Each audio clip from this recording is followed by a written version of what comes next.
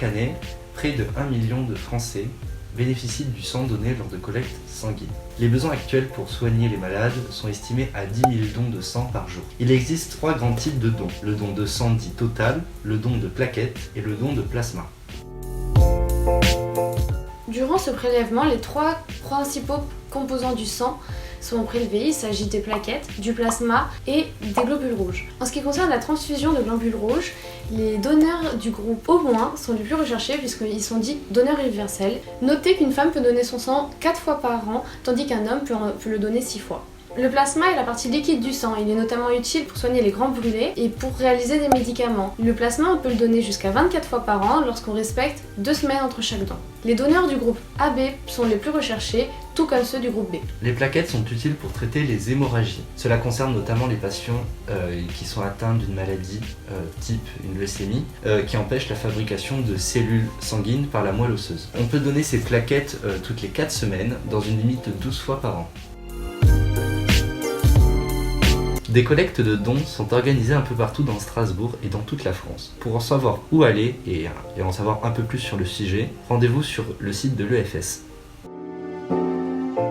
Pour pouvoir donner son sang, il faut respecter un certain nombre de critères. Donc il y a des critères assez simples comme le fait d'avoir entre 18 et 70 ans, d'avoir des papiers d'identité avec une photo ou de peser plus de 50 kg. Il y a aussi des critères qui sont un peu plus techniques et pour ça vous aurez un formulaire à remplir lors de votre arrivée. Ça concernera notamment des questions en rapport avec des opérations récentes ou alors avec des voyages hors métropole et ainsi vous pourrez savoir ou non si vous êtes apte à faire un don du sang.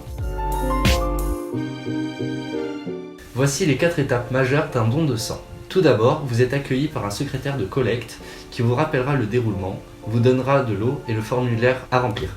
Ensuite, vous avez un entretien pré-don. C'est un entretien avec un médecin qui regardera donc votre formulaire et qui verra si vous êtes apte ou non à faire un don. Notez d'ailleurs que si vous avez seulement fait 1 ou 2 dons de sang ou alors que c'est votre premier, vous allez devoir faire un petit test afin de savoir si vos teneurs en produits sanguins sont correctes. Le don de sang dure 5 à 10 minutes et permet de prélever 480 ml de votre sang.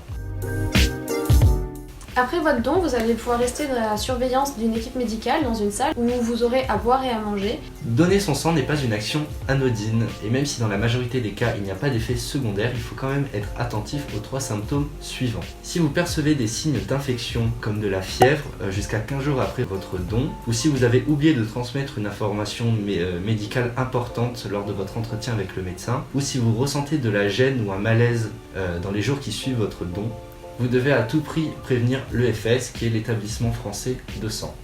Si le sujet t'a intéressé et que tu as envie d'en savoir un peu plus, il va y avoir plein de liens dans la description que tu vas pouvoir aller regarder. Et merci de donner ton sang, c'est une action citoyenne et tu vas aider de grands nombres en faisant ça.